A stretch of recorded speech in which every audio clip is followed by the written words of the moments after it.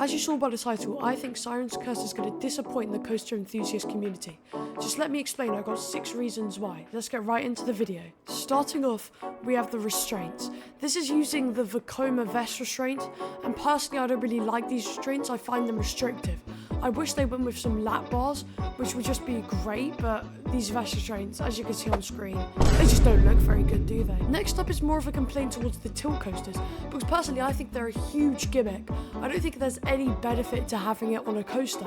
I'd rather have an airtime full drop.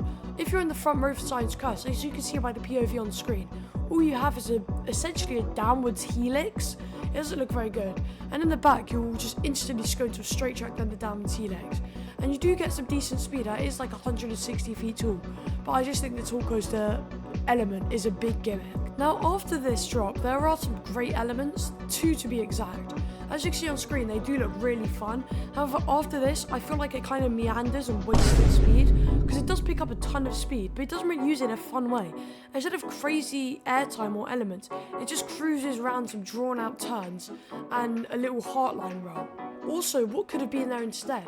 I think they could have fit a coaster like BLACKPOOL or Phoenix with a classic drop and more bigger, more intense elements. However, I feel like what they did, they tried to please the GP, which is probably going to be good for the park, but from my standpoint, it is going to disappoint. I also think it's at the wrong park. I mean, it was meant to go to Energylandia, Mexico, but those are just rumours really. But I feel like if it went to another smaller Six Flags park, this could have been a headlining attraction.